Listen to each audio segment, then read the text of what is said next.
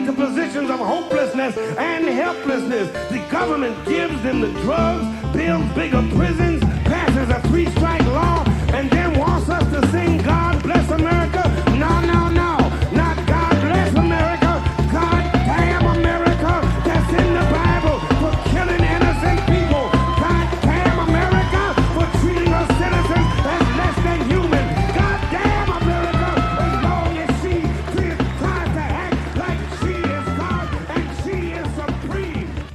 Thank you for tuning in to Pod Damn America. Anders Lee here with my loyal left-hand man, Alex Patak. War correspondent Alex Patak here. Thanks for tuning in. Jake is on the road currently, with us in spirit, of course. We are speaking It's another today. one of these. One of your favorites. That's right. He's on the road, and we're spinning the globe. We are talking international intrigue, issues of global import. That's what When they call he's out of the way, importance we in Britain. can When he's out of the way, we can get our hands into like the nitty gritty. Now that That's we've right. really had our wrists untied, we can get our full fingers in the meat of today's issues. I do wonder when we record these, like, who's going nuts for the Alexander's intros? I mean, all the real heads who remember the online radio show that will remain nameless. Don't back look it in up. the day. Don't look it up and then tell me it was bad. I don't want to hear that. Yeah. It's been 5. If you did the effort to go find my radio show from 2016, keep it to yourself, buddy. Right. It's You your freak. fault. But we are speaking today on the heels of, well, there's a hurricane brewing. It's already here in D.C., it feels like, and I hear it's coming to up traveling north to you. But there is a hurricane in the world of gig apps. That's right, now Anders. on the other coast, California, which had a court overrule Prop 22, which is a big deal, I think. The law California passed to make gig drivers legal cattle that you can brand with an iron and sell for meat. Right. And they're already basically, before this ruling, which was very recent, they were already coming up with carbon copies to shove down the throats of other states, Massachusetts being one. But this, hopefully, will be a backstop to that, to sort of push back against it. Because it's going to be very interesting to see what happens. And a lot of this, unfortunately, I think depends on the recall election there, because there's a strong possibility that one Larry Elder, libertarian lunatic, could be elected governor of California, in which case he will do everything he can to enforce Prop 22 type laws, or, make sure that workers have as little rights as possible. He said recently the minimum wage ideally should be $0. Right. But if it's Newsom, he is a terrible person in many respects and governor. But because it's California, big labor there has, as imperfect as it is, has a foothold in state politics, and they were very adamant in opposing Prop 22 and helped pass the law that Prop 22 was meant to sort of undo, which was a law saying the opposite, that gig workers ultimately had to become regular employees of these companies and receive the same rights as all other workers. And now I think the question is if that is going to go into effect, because the date, the law was passed through the legislature, the date it was supposed to go into effect was like the day after Prop 22, the referendum, was passed. Anything could happen now, and that's why they call it a corporate hurricane. You never know what's going to be picked up and rammed through your sternum. That's right, especially in the old Bay State of Massachusetts. Do you think the people of Massachusetts will be wise to a similar agenda item? Are they going to go for it? I mean, it's interesting that they're choosing true blue states to try this stuff in. Similar to a only Nixon can go to China situation, if you want to pass your new dystopia libertarian nightmare, always go to a liberal state.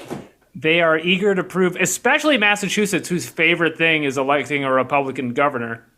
From my hometown, by the way. Represent.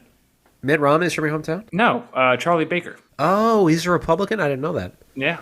Well, you know why you don't know it, because he's a Republican in Massachusetts. They're very, and I heard this a lot growing up, they're drunk on the idea of like, well, there's a lot of lefties around here, so we ought to elect a Republican to keep things in order, you know? The system works. Let's not go crazy. That's the big prevailing energy over there. And just to make sure they're not seen as too loosey-goosey, they will enact a law that says the Irish are now actually slaves for real. No joking this time. It's interesting because the last time I was in Massachusetts was 2008, summer of 2008. What a year. Of the Obama election. Yeah, it's funny how when we think of the year 2008, we just, Obama. That's like pervades everyone's memory. Yeah, but I was in Massachusetts and I saw by far more McCain / just Republican bumper stickers. Because, they're outnumbered, 10-1 or something like that, but they're much more vocal. Like, I remember one saying, I stand with President Bush, and this is when his approval rating was, so low, even lower than Trump's. If you're a listener in a red state, it's a perfect analogy. If you're a conservative in Massachusetts, you're just like the liberals in Louisiana or whatever. You let everyone know what's up, just because somebody has to be saying it, and the rest of us are all scientists. Yes.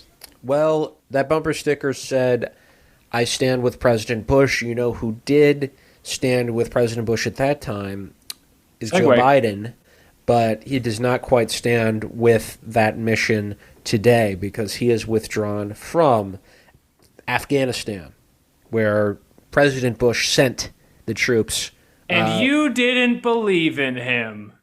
Right. You didn't get the ice cream with Joe because he didn't fill out your lefty check boxes. And now here he is doing Marxist activism. I hope you're happy. It is refreshing to see this happen. There's been ad nauseum discussion about, why Biden is the guy who can go and go against the deep state and just his quirky personality playing off in a way that maybe somebody else couldn't do it. I have not seen the corporate press this united since Bernie Sanders left the presidential election. It is the most frightening phenomenon in American politics when everyone shuts up and gets on the side of cash really right away. Yeah. Imagine if Bernie Sanders was the one who fucking did this. Which is, I would hope, is what would have happened. Do you think they're going to get Joe? Do you think you're going to get Joe? I don't think they're going to get Joe because here's the thing about Joe. And he's so old. It would be so easy. Right. He's probably going to either die or retire in the next couple of years, and then the next president may recommit troops to Afghanistan or something. But here's the thing about Joe. I feel like people are sort of missing in this because it's not that surprising when you look at the full context of his career. And if you think back to when he was vice president, he was the one saying to Obama, I've seen president after president be duped by generals, like the ones who were advising you.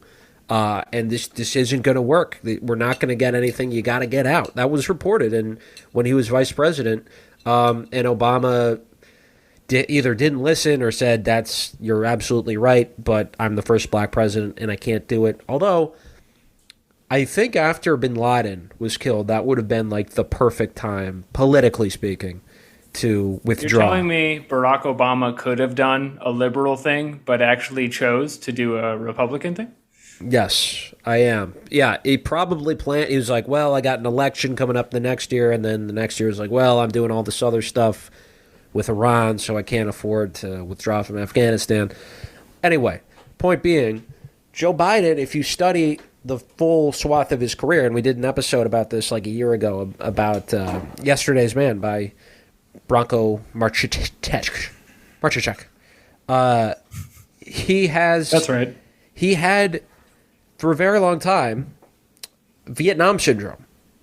And if you think about it, the Iraq War is really the exception to the rule with Joe Biden's career, because he was against the Gulf War, because it was an invasion. And very important caveat to this is that does not. So to explain Vietnam syndrome, in the 60s, a lot of baby boomers were being politicized and became. Quickly Google Vietnam. It's actually a really big deal. Well, but Vietnam syndrome is an interesting phenomenon that I think is somewhat overlooked because there's sort of two responses on the left anyway to Vietnam. There are a lot of people who reach the conclusion we have, which is that the U.S. is an evil empire and colonialism is wrong and fuck America. And then there are other people. We have a podcast with a rat on it. Right. And there are other people like Joe Biden who said this was a bad war. This was a clunky war. This is a stupid war. We have to, from now on, we have to make sure we don't get bogged down in a ground invasion like this. And that explains the Gary Harts of the world who was saying things like in the 80s, let's withdraw from Germany and Japan even. And up through Iraq, they were very skeptical of ground invasions, not of empire at large. And that's an important distinction. Joe Biden is not an anti-imperialist. He just believes in a smarter, slicker empire, which I don't know if that's possible. I don't think it is. Not many people left alive do. But luckily, this is the one benefit of him being 500 years old, is you can't change his mind about anything, and he's already said he's doing it. But to watch every mom and pop newspaper in America line up to get him lynched from it, it does segue very nicely into what we're talking about today, which is the treatment of the media into people who decide to go against the military-industrial complex. And what happens to them in terms of public image.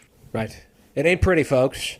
But yes, let us go to our interview with the one and only Mohamed Elmaazi, who will fill us in on, we haven't talked a lot about whistleblowers on this show, and that is because we respect listeners, your ears, and it can be very tough to hear a whistle being blown through because of the earbuds. Whistle. Right.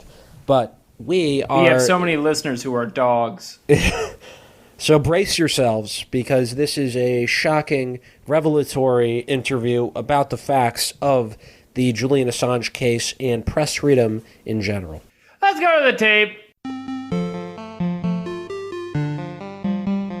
Joining us now from the Kingdom United, we have the one and only Mohamed Elmaazi. He is a journalist extraordinaire, investigative. He's freelance. He's published with numerous outlets, including The Dissenter, Jacobin, The Canary, and The Electronic Intifada. Mohamed, thank you for joining us. Thank you for having me. It's an honor and a privilege. Oh, thank you. That's ill-deserved, but we'll take it. And just to let everybody know, Mohamed is not Irish. That's what I picked up from listening to his accent. It was the first question he asked when he entered the Zoom. Was, are you Irish? And then we continued to grill him on whether we should unite the kingdom. That's right. Should Wales secede? Chime in. That's a good question. That is an interesting question for an anti-imperialist. How to take Scotland, Ireland, and Wales, possibly breaking off from the UK. But we won't grill you on that. We're not going to do that today. Any longer. We should get a different guest for that, probably. That's. I was actually having that conversation with somebody from Wales the other day, but that'll probably lead us down a different rabbit hole. So that probably leads us down a different rabbit hole. Does this happen often enough? Is it like the amount like people from California are like, we should just be California, we're leaving, or is it more practical than that? Well, there is an independence movement in Wales, or like a nationalist movement, obviously, but it's, I would say, stronger and better organized in Scotland, and probably has a better chance of happening in Scotland, not least of which because of the Act of Union. But there are obviously questions as to whether or not a separate entity would be stronger, or not just end up being a sort of vassal of a more powerful and more reactionary London, as it were, and wouldn't necessarily, Wales that's independent wouldn't necessarily be a progressive Wales. You have differing forces there. It's not just that automatically if Wales becomes a separate state that it will be some kind of radical or even progressive utopia. So Plaid Cymru, as they call it, may not necessarily be right in charge. That's interesting. I would say it's a little different from California, because California they were all sent as settlers from what was then the United States to California, whereas Wales, they were just there. They were there. Yeah. Arthur Pendragon. No one in California is afraid of Arthur Pendragon. Right. Well, you know what is a colony of the Crown formerly? Australia. And Facts. it's a little guy. It's true. Penal colony. Sorry. Right. And because it's a penal colony, it produces outlaws. And one of those outlaws should not be considered an outlaw, but he is by the Crown and by Uncle Sam. One, Assange, Julian, who Mohamed has been covering for a while. What is the latest with this dude? You've written a lot about him. Right now, things are not looking good. Not that they have been for the past, decade, but especially now, things are looking grim for his freedom and for the future of the First Amendment in the U.S. and as well as dissent in the U.K. as well. You have an article in the Dissenter. What's the latest on the Crown's courts? And Julian. Right. So that article that's in the Dissenter, which is British High Court expands U.S. government's appeal in Assange extradition case, and that is co-authored with Kevin Gustola of the Dissenter. Okay, and we both covered it. He via video link in the U.S. and I from across the Royal Courts of Justice, but also via video link. So before I discuss this latest development, I think it makes sense for a bit of background to see, sure, what this hearing was about. Last year, towards the end of the last year, or actually it was at the beginning of this year in January, that District Judge Vanessa Bereitzer ruled that Julian Assange should not be extradited to the United States. And as I wrote in Jacobin at the time, that the ruling is a victory for Julian Assange, but still a blow against free press. And the reason for that is that the judge essentially sided with 90 or maybe 95%, or if not more, of the prosecution's case. So it's the U.S. government that is represented with the assistance of the Crown Prosecution Service, right? That's how it's happening in the extradition hearings. And she ruled against the argument that it's a politically motivated prosecution, although even if it was, she argued or agreed with the prosecution argument that the UK extradition treaty does not bar extradition for political offenses. She dismissed the argument that it was politically motivated as well. So those are two separate issues.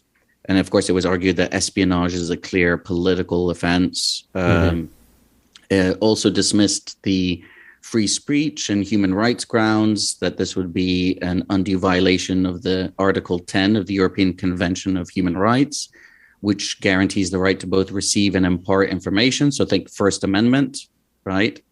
So, and there were others. So she dismissed the relevance of the findings that a private security firm, UC Global, that was originally hired by the Ecuadorian government to protect Julian Assange and the embassy, ended up taking a second paycheck covertly from the US government, it is believed to be the CIA, to actually spy on Julian Assange, to spy on other people visiting him, including his lawyers and other journalists visiting him, to mic up the inside of the embassy up to the point that when they suspected their conversations were being intercepted, Julian, along with his lawyers, went into the women's bathroom in the Ecuadorian embassy, and they also mic'd that up via, I can't remember if it was via a fire extinguisher. Whoa.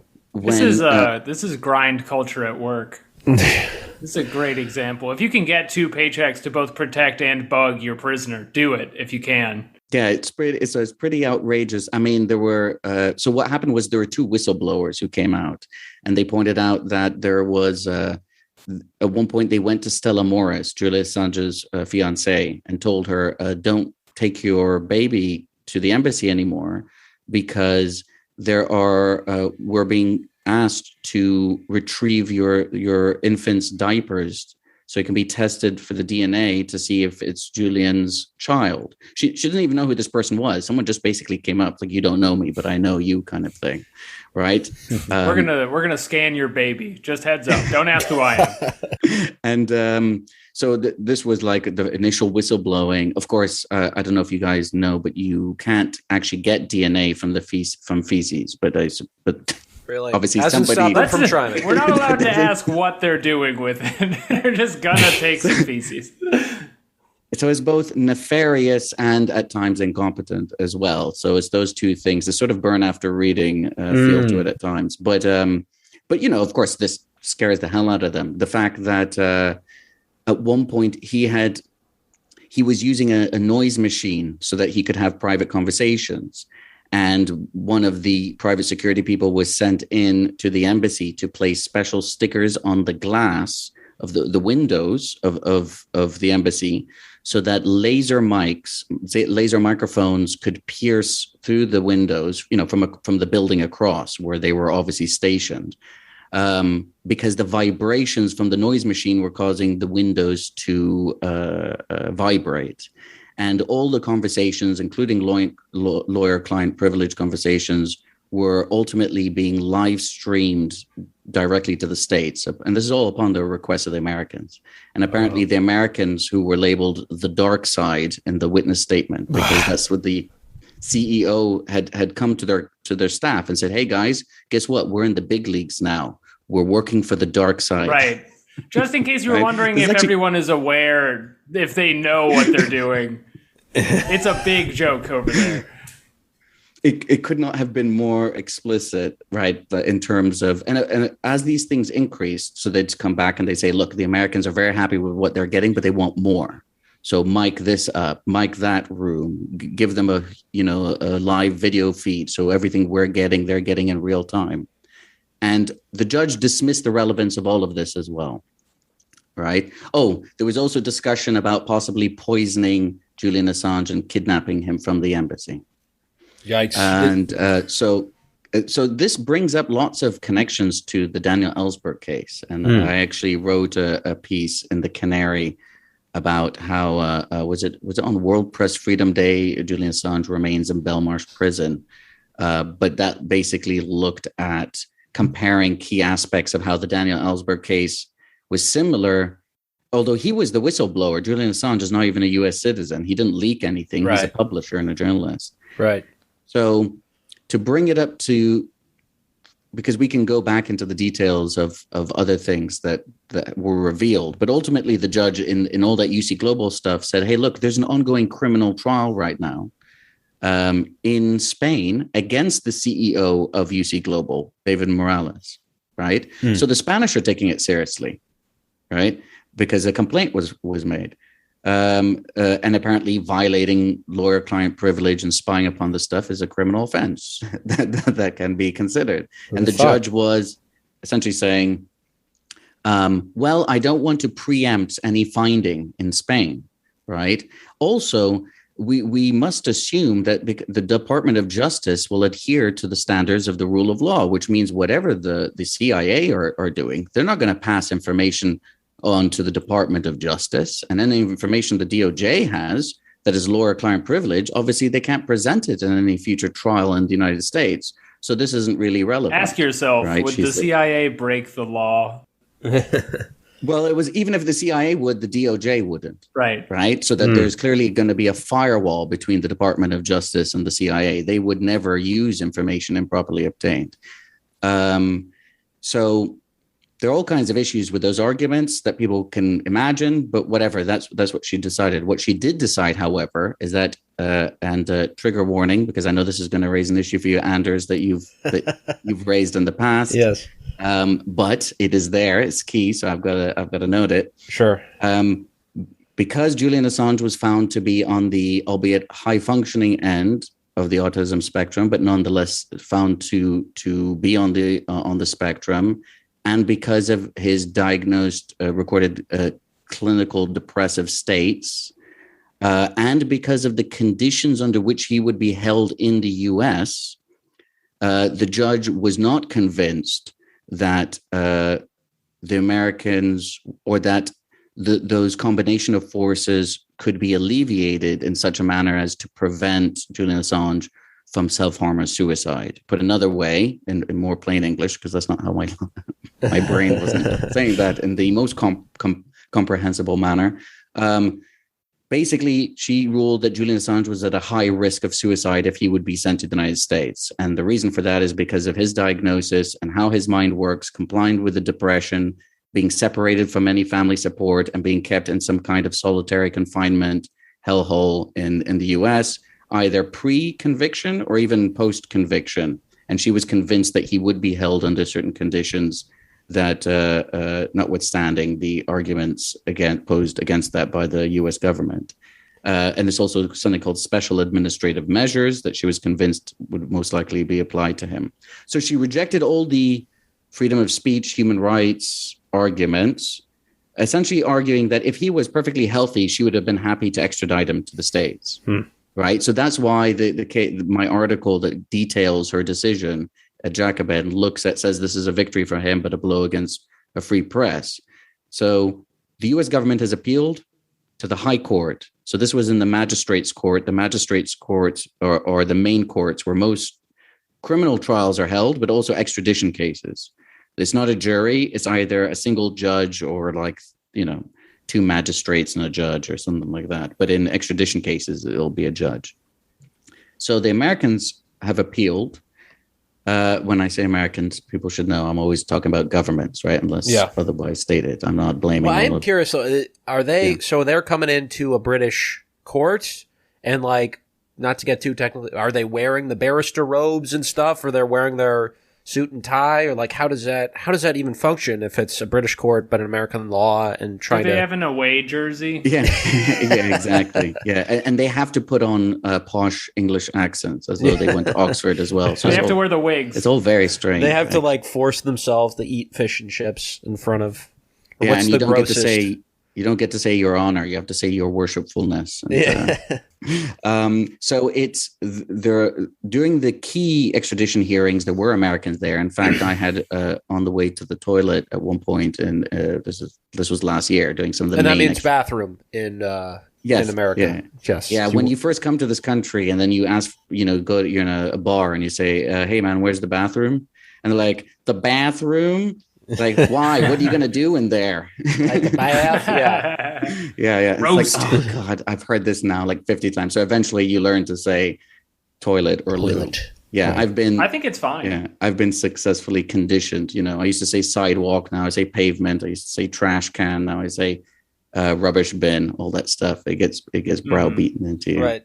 Man, I remember I asked someone in Scotland if I could get a cup of coffee, and the scorn directed at me was just unlike anything I'd ever experienced. But then tea is just tea. It's the exact opposite. What is coffee? I've never heard this. Coffee. There is no coffee. Coffee. Could have a slough of mud. They don't make. They basically don't make drip coffee. It's just forms of espresso. Anyway. Oh, bummer. Sorry. Oh, right. Yeah. I think drip coffee, isn't that bad though? It's not really bad tasting. It is. It is, but you become addicted to it and then can't imagine life without it. Oh, right. Okay, yeah. I don't like Which is almost the same as alcohol if you think about it. So no one should be on their high horse about this. I make my own cold brew, but that's for another episode. To be clear, the Asperger's point I think is an interesting one because I'm on record. I think it's a bullshit diagnosis with autism, but if you have it, you got to use it. Use it if you got it. That's what I would tell people. I wish I had used it more often to get out of trouble at work and stuff. So whatever it takes to get out of jail, literally in this case, throw it at the wall. They couldn't extradite Julian Assange. He was at an increased risk of a phone scam that the general population is not victim to. I mean, he's never going to wear that down, is he? I still remember that episode. Never. I will bring it up every week until I die. It's good content. That's the silver lining. Well, you need story arcs, right? It can't just be, those are for the premium followers, right? people like me to have the inside track.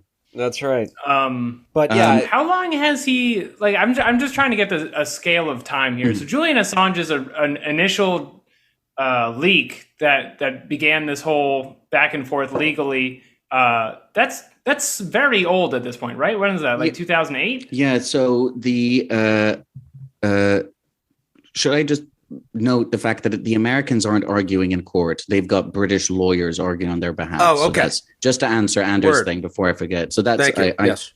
My own ADHD. You guys will have to keep me on track, actually, possibly, because my riddle will have expired earlier. I don't normally announce the fact. Is this going to be a premium episode? I should have asked that first, actually. No, we could take that out though. It's important stuff. Yeah, I could take it out later. But that's good. We'll have this as evidence. If you ever get prosecuted, they could say exactly ADHD. But it is also worth noting that Dr. Dilly is one of the foremost experts on autism here. So it's not like they just grab some random dude but yeah, that's what I'm worried about is they find me and what I've said about it, and they use that as a counter evidence to send Julian Assange to the United States. What man diagnosed with autism says autism doesn't exist. Yeah, I don't think even the Americans as bad as their and we should go to actually some of their arguments in a bit. But just to point out to answer Alex's question, so all of or 99% of everything in the indictment relates to WikiLeaks's and Julian Assange's role in obtaining and publishing classified or national documents from 2009 to 2011, leaked to him by U.S. Army whistleblower Chelsea Manning. The publications are known collectively as the Iraq War Logs, Afghanistan Diaries, Guantanamo Bay DT&E files, and U.S. diplomatic cables, which was also known as Cablegate. Right, so nothing in relation to the election, nothing in the 2016 election. Right. And this is formally the court issue now, because I know initially it was related to some private sex allegation in a different country. Sweden. That was sex. The U.S. indictment has never had anything to do with the. Originally, there was a preliminary investigation into sex assault allegations. There were the charges that hadn't been filed, although you'll see the word charges appear a lot actually during that time period, where to face sex assault charges. It's like, no, right? And I can't tell you how many times I've had to. I've written and other people have written, but that went around at the time. I think people who want to know more should see the interview about that, but with Nils Melzer, I should say, who is the UN expert on torture. They're called special rapporteurs, but that's just expert, right? And he's Swiss, but as it happens, is also fluent in Swedish. So was able to review, and he has a background in law. He was on the legal, key legal advisor in the National Security Council in Switzerland and with the Red Cross for many years, right? So he's a legal expert. He also teaches in Glasgow. He's a professor there, or visiting professor, while being a UN expert. And in that interview with Republic, which is a Swiss publication, he goes through what others could have known if they wanted to spend the time and effort about the allegations, about how women had gone to the police because they both found out they had slept with him. This is the original situation, right? And one wanted to see if they could compel him legally to take an HIV test before he left.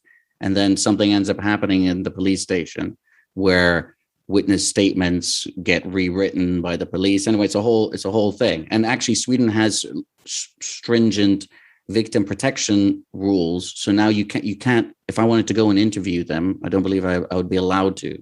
I'd have to speak to this government appointed representative.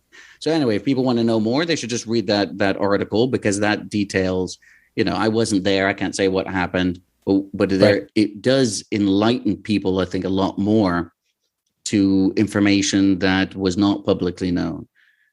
Now, right. And it's important to note that, at the time, I remember Julian Assange was saying, I'm willing to answer questions about this if it can be ensured that I'm not going to be extradited to the U.S. for this unrelated thing. And this, I think, speaks to a broader point about Julian Assange that a lot of people miss, even like leftists. It's like his, behavior or his personality, his, political decisions in the 2016 election. Think but what you will about them. That doesn't really matter. That's missing the point to get caught up in that stuff. This is about the right to dissent against the government, the right to expose war crimes. And the consequences of this trial directly affect anyone who speaks out against what the government is doing. So to like do the moral posturing of, is he a good person? What did he do the right thing in 2016? That's a red herring. Of course. Yeah. It's irrelevant. And that's also it's deliberate. Worth pointing out. I think that's deliberate. Yeah. Sorry, you were saying, Alex? I just wanted to say it's worth pointing out by contrast to just keep your eye on the ball on this. Not only did this happen, 10 years ago, he's in Europe and he's going through this whole court battle the entire time, is kept essentially in quarantine 10 times longer than you were last year.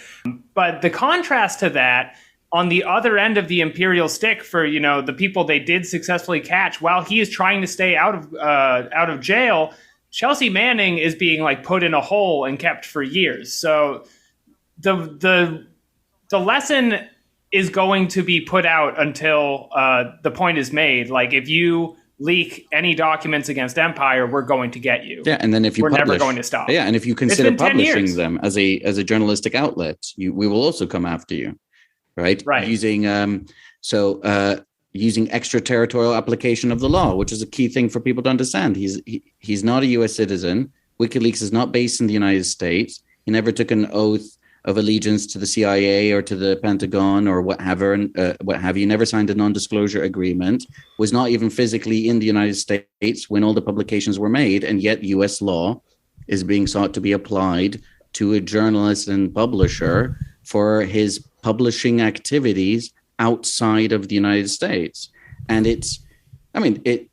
imagine if it was inverted, say, in relation to China, that I had received or you had received documents exposing various internal activities of the Chinese military and Chinese government, and some of it related to human rights abuses and torture and what have you. And you published that in the United States. And then let's say you were visiting the Philippines and China's like, hey, we've got an extradition treaty with the Philippines.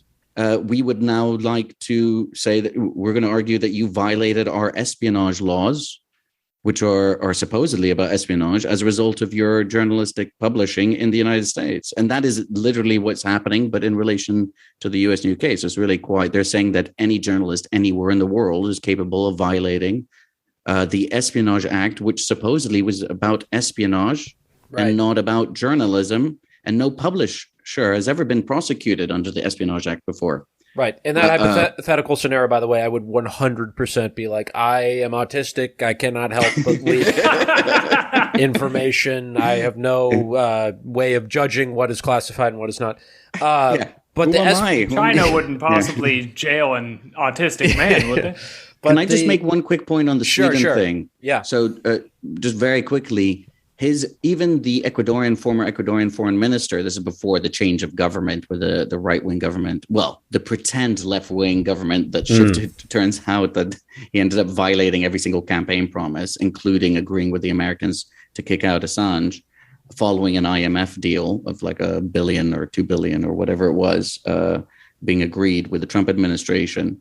But the former foreign minister of Ecuador had explicitly said, look, we had multiple contacts with the Swedes and the British saying, if you can have written agreement that he won't be extradited to the United States, then he will agree to leave the embassy and go to Sweden. So the Ecuadorians were trying to negotiate either the prosecutor coming to the embassy and interviewing Julian Assange, which they had done in other cases, right?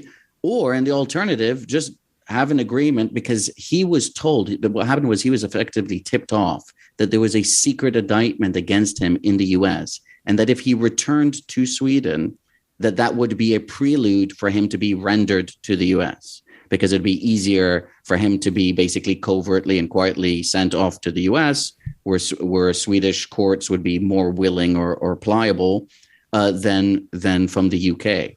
So that was the argument. Now, of course, 10 years later, what ends up happening when he's dragged out of the embassy. And of course, during that time, people were saying there's no evidence of an indictment.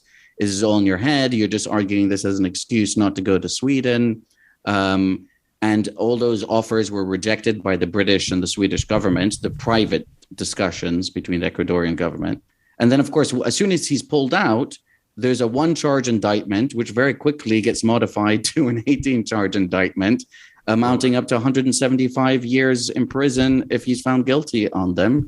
And we could discuss the charges, but these are strict liability offenses.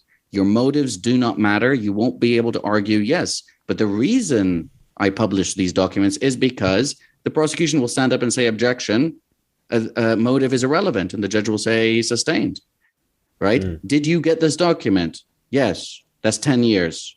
That's guilty. You don't need to prove harm has occurred. It doesn't matter what they talk about harm has or hasn't occurred. Or what the prosecutor could literally stand up and say, we now accept not a single human being has been harmed by any of these publications.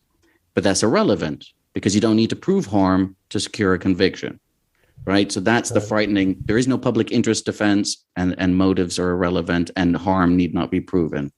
So, yeah, you were saying, Anders, sorry, I just wanted to emphasize. No, that's a good point because that's similar to what's happening with Daniel Hale, revealed, if you remember in 2015, 99.0% of drone strike casualties are not people who have anything to do with quote unquote terror or violence of any kind.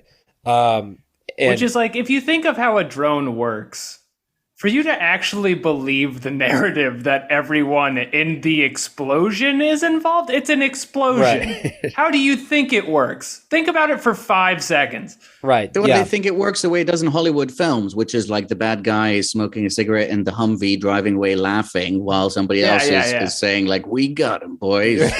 Bad guys are always squatted up, is the thing. They're never around children. They're always, it's like them, 5 of their most evil friends. They're playing cards. They're laughing. They're saying a slur you're not allowed to say. Yeah, maybe one hot girl who gets away. Yeah, and if a civilian is killed, it's because a child randomly runs into the road chasing a ball, and then the car has to stop, and then they're like, should we abort? No, it's too late. Right. And then everyone's very upset about it. And then the child really sticks with them. And then the child has a gun.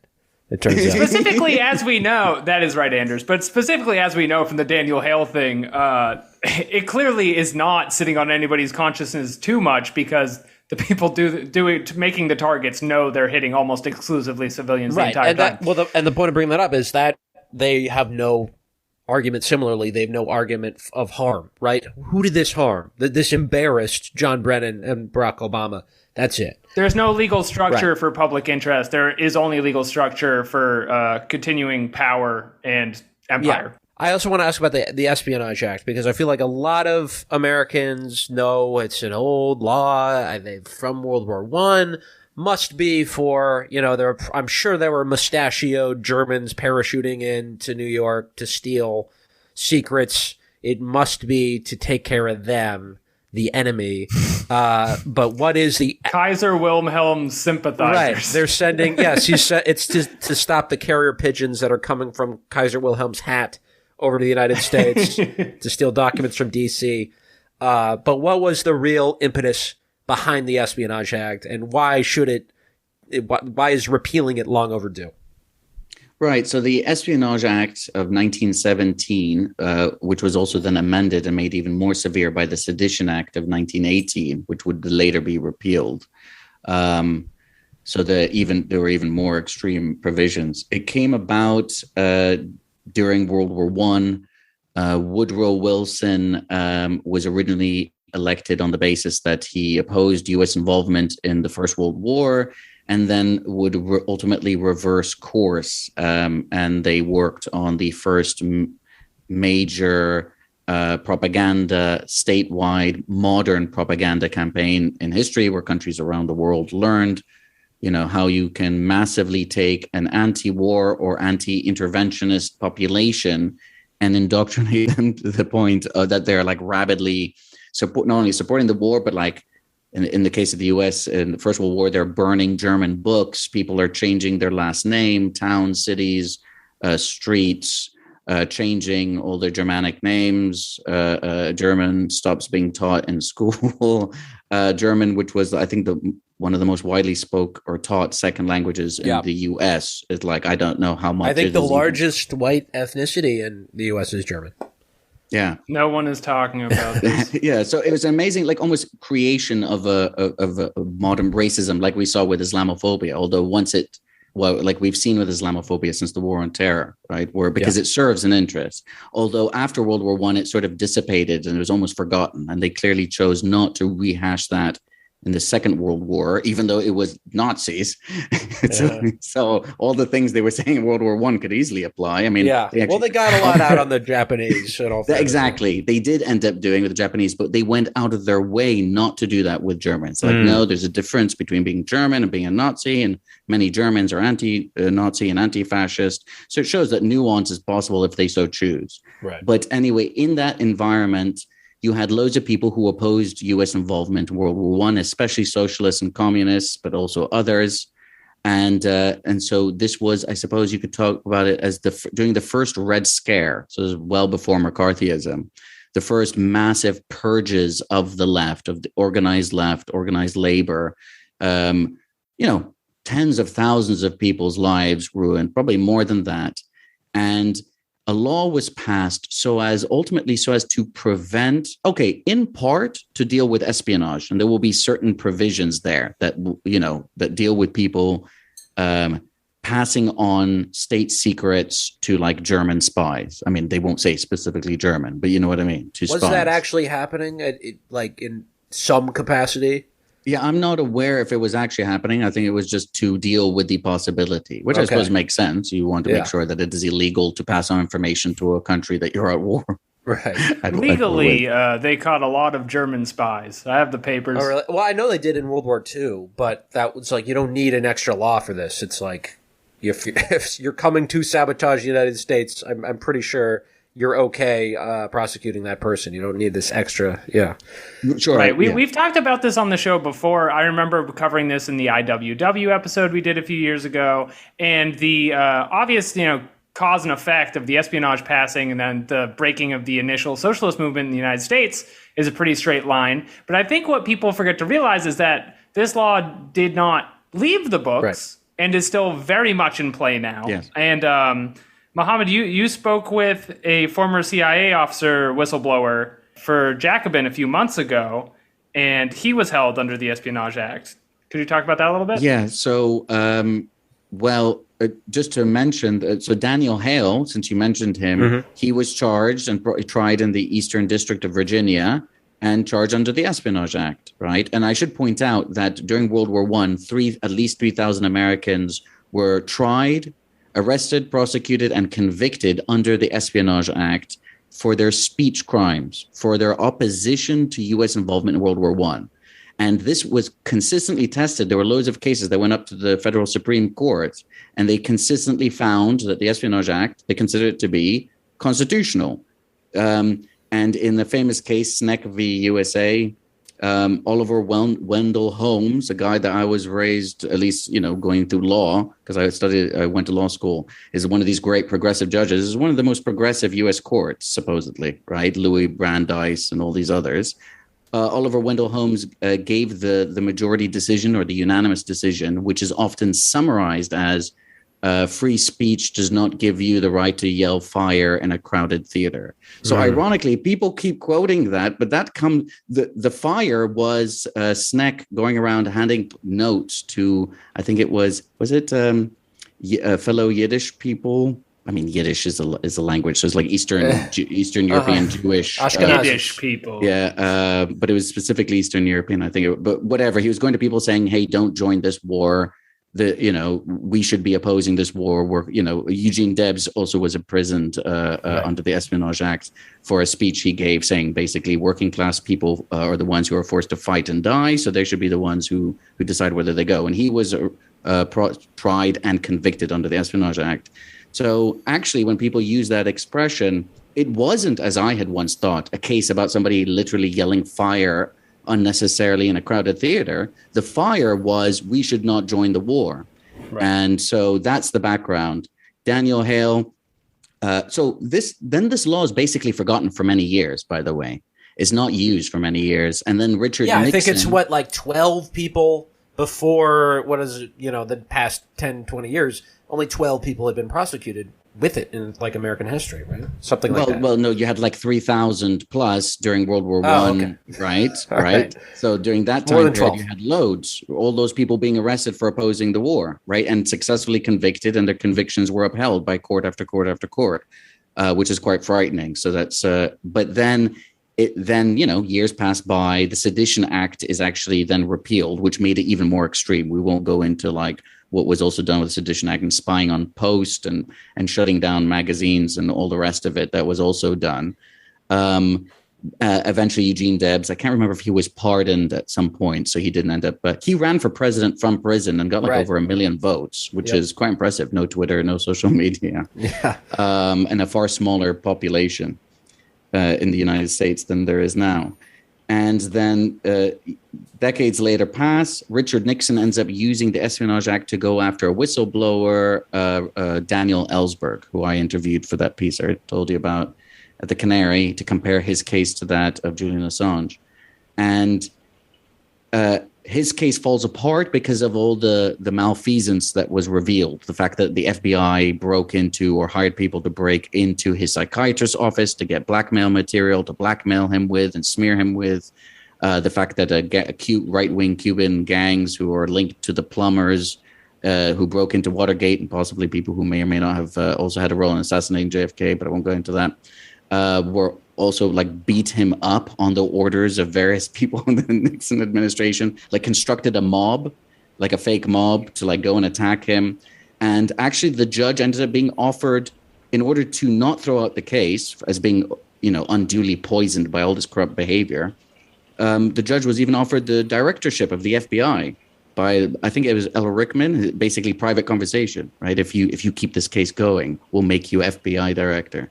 So sweet gig. Yeah, exactly. Anybody would want that gig. So that's the only reason Ellsberg wasn't convicted, right? Because the case fell apart, not because the jury said, "Oh, you have revealed the crimes of against Vietnam and what have you." It's because the judge said, "No, we can't continue with this case because there's just too much. It's been poisoned by too much." Mr. Ellsberg, you proved rock and roll correct. Exactly. Truth wins out.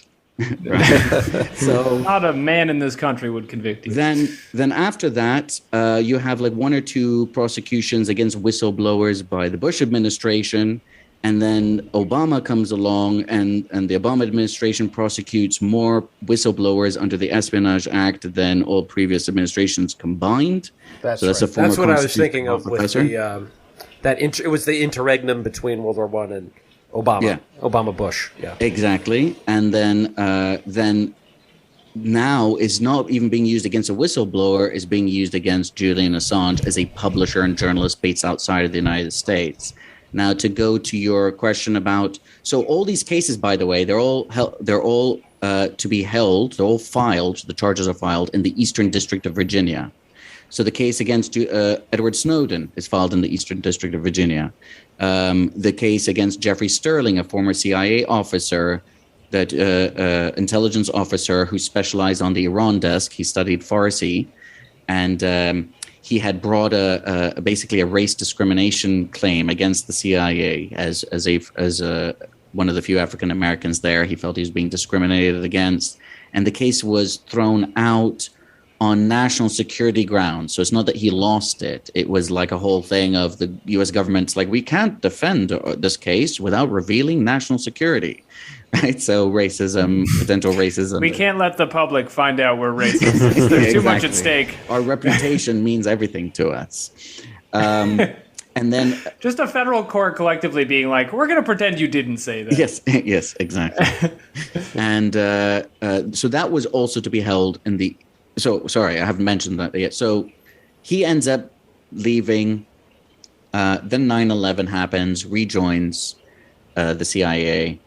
There is a plan to target Iran with a covert op. And he raises concerns that actually that there are certain key things that may end up blowing back up in people's faces and could lead to U.S. casualties and what have you, that there's certain things that they seem to have missed. Now, of course, in retrospect, he thinks, oh, maybe those errors were deliberately built in, but I don't know if we discussed that in the Jacobin piece. So he raises it via pre-designed mechanisms to not even, like, he wasn't thinking of himself as a whistleblower, to basically go to the Senate Intelligence Committee, people who are pre-cleared to hear classified data. This was deliberately set up. The way Chelsea Manning and Daniel Hale are accused of not doing. Right. And he had a discussion with certain Senate members, and it went nowhere. Now, he's also ends up speaking to a reporter, former New York Times reporter, now with The Intercept, James Risen, who is doing pieces about his lawsuit. But of course, Risen is also doing national security reporting and ends up publishing ultimately a story about this botched op against Iran, right, which backfired. Now, the Americans or the CIA end up later claiming, years later, that so first he's investigated, but the investigation goes nowhere. I think the FBI or whoever it was, or the DOJ, like, investigate, and they said there's nothing there. It's a thorough investigation. But ultimately, then charges become re-brought against him, or another investigation happens, and he's basically charged with violating the Espionage Act by leaking to James Risen, which he says to this day, he says, I never did. And he says, in fact, there was a staffer at the Senate, in the Senate, like a Senate staffer, who was previously dismissed for leaking information to journalists, and I think possibly even to James Risen. Right. And he was there, or one of the staffers that was connected to the people that he had originally raised his concerns with. So, but that apparently was not, I don't know. It seems that maybe they just wanted to get Jeffrey Sterling. I mean, it seems like a tangent, but I just think it's worth bringing up that he does 2.5 years, fast forwarding a bit. They eventually get through and they manage to use the Espionage Act against him. And you have a case where, he claims he didn't leak anything, and the anti-leak law is still absolutely valuable as a threat against anybody we want. And the proper channels are essentially like, I'm just brain poisoned from comedy, but I can't stop thinking of, like, if you'd like to do our show, go to our email we never check. Yeah. Or even worse, where we check, because this happens here as well. I know people who blown the whistle in the tax authority, where they were seeing deals being made with these massive, like Goldman Sachs and Vodafone, for like billions and billions of pounds, where they were caught evasion, not just avoidance. Right. Actual criminal evasion. And they were being told, no, you don't even have to pay it all back. You can pay it back in installments and a smaller amount than you actually stole. And they blew the whistle using the internal mechanisms, and then they got their lives destroyed. So it's almost like, yes, come give us your names so we can destroy you. If you have a problem, you don't need to take this to the press. Just go to warcrimes.us.gov. And we are happy to look into any of those for you. That cannot be done intentionally. Pass on your name, your date of birth, your address, your social security number, and we'll be sure. Make sure you include your greatest fear, and we will get back to you soon. And if you were to be locked in a box filled with cockroaches, how would that impact upon your mental health? There's a whole multiple choice of boxes you can take. Do you have cockroach phobia? Because we might be able to get you out of that. Yes, I see. Well, this brings me to a spicy... You're in an apartment in New York City, am I right? Folks, thanks for listening. I have a spicy question here. So, go ahead. Daniel Hale... Dear God. Both Daniel Hale and Reality Winner, and I think there are a couple other sources for The Intercept who have been apprehended after leaking. And, I've heard some people suggest that, The Intercept bungles this stuff. They don't know what they're doing. They're an incompetent... outlet. How much truth is there to that, or is it, how much should we consider the fact that when you're working in national security, quote unquote, and you leak something, no matter who you're leaking it to, the window of not getting caught is pretty infinitesimally small? Yeah, so I think that's an excellent question. I can't. You're welcome. I can't. I'm not prepared to like declare that the Intercept as a magazine or as an institution is incapable of protecting any of its sources. I think Glenn Greenwald has pointed out that there were mistakes that were made and that shouldn't have been made. Although, and it's also debatable whether or not Reality Winner ended up actually being identified to anything that the Intercept did, even though they did do things that they shouldn't have done. Or the people in, the specific people working at the Intercept who were dealing with her case, right? So but I think the second part, so know the journalists you're dealing with and try to check out their reputation, right? Like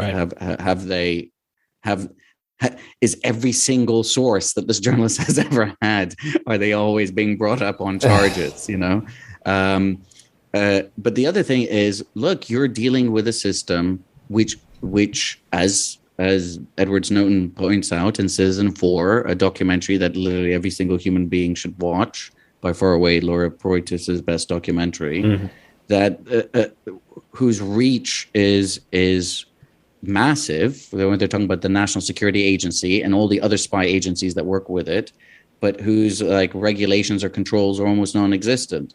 So you have multiple spy agencies which also engage in domestic spying. You have also techniques of if these are on computers, there will be digital records. Most people are not so tech savvy as to be able to hide their identity when downloading information, because anytime you download information from anywhere, a record is made of it, right? So there are entire teams of people whose sole purpose in life will be to find out who detected what. So as you have to be prepared for the possibility, the very real possibility that even if you've got the best journalist and journalistic outlet that you're dealing with in the world, that you will ultimately be caught, right? So that's something that you should consider. Try to make plans, family plans and all the rest of it in advance, because if you do leak, there is a high possibility of being found out. There's a record for everything. I mean, that was the point of the NSA leak. I have fantasies all the time. Like, I'll do one really good podcast episode and then suddenly get a multi-year charge for torrenting Naruto when I was 13. There's a record of that somewhere. I didn't know what I was doing. Have you checked the statute of limitations on that?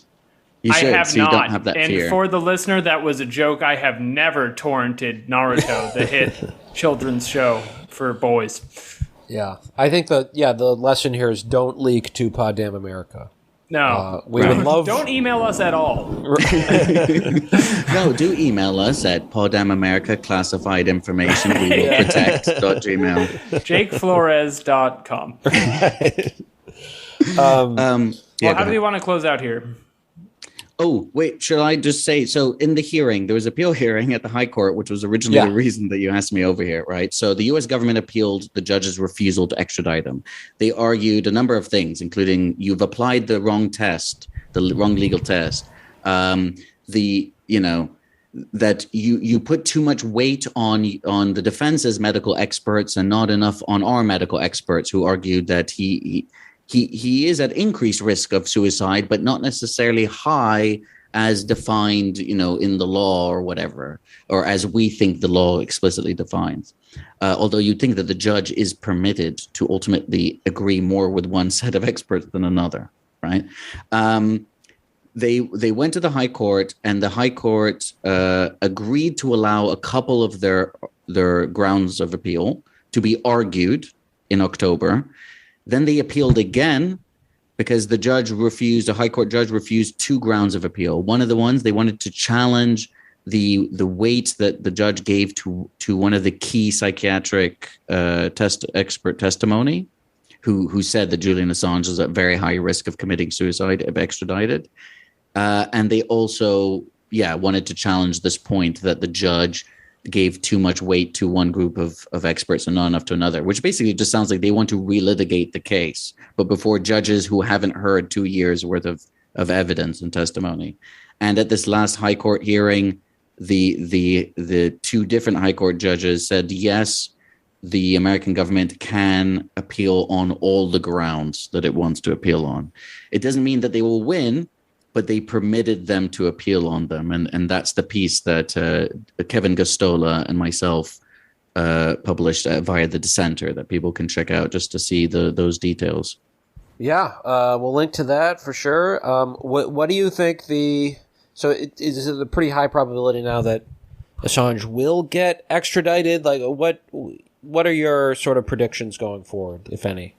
I mean, there's both a legal and a political case, right? So the more political pressure that can be placed on the U.S. government, the more likely that they may at some point just decide to at least stop appealing or not continue. The more pressure that is placed on members of parliament will increase the possibility of that pressure being placed on the British government, right, the executive branch, on Boris Johnson or whoever's prime minister. The more they put on him or the PM, then the more there is on the Americans to say, look, this is causing me sufficient domestic political issues now. You've made your point. Can you just drop this? Because it's looking very embarrassing how our government is supporting this. Right. So there's that side of it. On the legal side, they've got their arguments to make at the High Court. But even if they win, the defense want to file they filed a notice of a cross appeal because they want to appeal the grounds that they lost on, all those points that I raised before about, politically motivated prosecution, political charges, violation of, freedom of speech, et cetera, et cetera. And that may have to also be independently dealt with by the High Court. The High Court said, we'll look at those arguments afterwards, after we deal with the American appeal. Then either side has a potential appeal to the UK Supreme Court. So even if the US government loses at the High Court, they could still seek permission to appeal to the Supreme Court. And potentially, at least, Julian Assange, if he loses all the way to the Supreme Court, because these are also legal arguments, not just, factual ones, like what does the law say? What should the law be? Then he has at least potentially an appeal all the way to the European Court of Human Rights. But only individuals can apply there. So the US government wouldn't be able to argue that their human rights are violated by refusing to extradite. So their case would end at the UK Supreme Court. So unfortunately, whatever is decided now, it does not guarantee that there isn't just another appeal by either side. Meanwhile, Julian Assange is being kept in one of the UK's maximum security prisons where people who are convicted of terrorism and, serial killing and what have you are kept. And bear in mind, this is pretrial detention. He's not being kept there because he's convicted of anything. He's being kept there because the judge says, we think that he might try to abscond. Of course, they argue, look, now he's got a fiancée and 2 children. He didn't have that before. And before, anyway, he got asylum at the Ecuadorian embassy. He didn't just run away somewhere. Mm-hmm. He got something which is a recognized right under international law. But anyway, that's, we'll see what ends up happening. They'll probably apply for bail after whatever decision is made at the High Court on the 27th and the 28th of October. You heard it here, folks. That's the Poddamn America prediction of the week. Julian Assange kept in a jail only for Australians. Well, thank you so much for joining us, and let's, thank you for keeping people updated. Check in with Mohamed for the latest. Again, this is a big deal to anybody who speaks out against Western imperialism, really, because it's not just the U.S., it's our allies. It's, this is a very important case that we should keep monitoring. But where can people monitor you in a non-invasive way on social media? Well, whether one considers social media non-invasive, I suppose, is a matter of perspective. Right. But not including our government listeners, just the fans. Right. Yes, exactly. They're already subscribed. Right. At M Elmaazi, so M for Mohamed, Elmaazi is just my last name, and I publish via I think you guys already said Jacobin, The Dissenter, The Canary. Electronic Intifada. I'm covering Palestinian, direct action here against weapons manufacturers, like an Israeli weapon manufacturer here called Palestine Action. And there's all kinds of trials going on with them. So that's a separate group of things that I've been focusing on. By the way, I don't know if I should mention this because I know you guys will have to go, and it's also late here. But you guys are aware that one of the key witnesses in the indictment against Julian Assange is the FBI informant. It was revealed is a guy who has had multiple embezzlement and fraud convictions, as well as multiple convictions and years imprisonment for obtaining sex with minor boys. Oh boy. Oh wow! Through so this came out. I don't know if you guys were aware of that, but that was a pretty big deal at the time. Where let me see if I can get Kevin one. Spacey.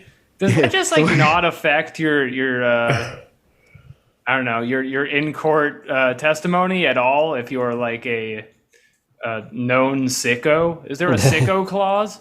Well, there was in the charge that was not Espionage Act related, when they're trying to say conspiracy to hack or whatever, but it's not actually a hacking charge, so that's even misrepresented in the press often.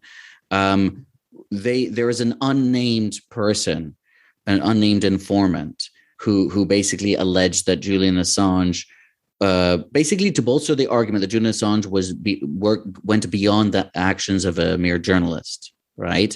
That he was conspiring to hack into members of parliament's emails, things like that. And the judge quoted this in her ruling when she was like, oh, well, here's a perfect example of allegations which would show that Julian Assange is not protected by what we'd call First Amendment or Article 10 rights because he did X, Y, and Z, or at least it's alleged he did. Well, now we know, only very recently, only from a month ago, from this detailed report in the Icelandic paper, Stunden, that Sigurd Thordarson, this one-time WikiLeaks volunteer turned FBI informant, is actually the person who's being used by the FBI to bolster their indictment against him. So for an example, he was sentenced to 8 months in prison in 2013 for soliciting sex from a minor. 2015, sentenced to 3 years for similar conduct towards 9 boys, most of them aged between 15 to 17, offering them money, cars, and properties in exchange for sex. He would later modify his name legally after he got out. He admitted in a detailed article with Stunden that he had lied about everything he said about Julian Assange, and that was just about securing immunity from the FBI in exchange for his testimony.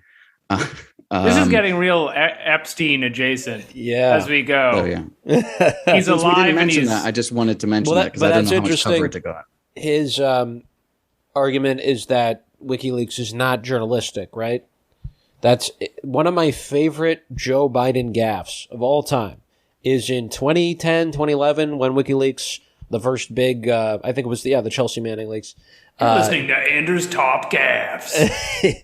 Joe Biden went on Meet the Press or one of those Sunday shows, and they're asking him, what are you going to do about WikiLeaks? Are you going to go after them legally? And he's like, well, we have to be careful with it. You're a member of the press if I just give you this. And so he basically said, and I wonder if this is going to come up in Julian Assange's defense, he basically referred to WikiLeaks as a member of the press, and I could hear everyone in the Obama White House just slapping their...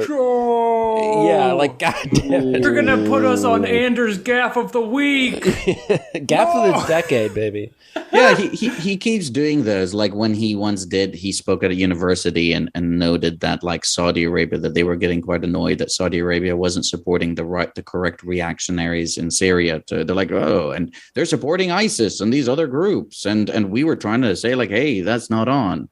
And then he went on some kind of a short apology tour saying, oh, fantastic.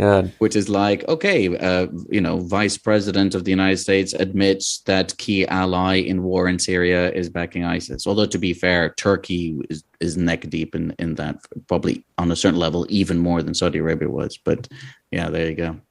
Joe Biden, President of the United States. Right. You heard it here, folks. All right, it's time to wrap up. Cool. You can find me on Twitter at Patak Test Kitchen. Andrews, do you have anything to share with our lovely fans? At Anders Lee here on Twitter. Redacted Tonight is the other show I'm on. Check that on YouTube, portable.tv. And last but not Anders least, on 9/10 in New York City at Caveat NYC, we will be doing a live show, and it's going to be a shit ton of fun. 9/11 Eve. Bring the kids, bring the wife. Get tickets online. Caveat NYC. That's far from Anders' least. Please do that. Go ahead. Click the link. We're going to bring it up until it happens, folks. All right. And until then, Mohamed, again, thank you for coming on. And as we say every week, It's finished.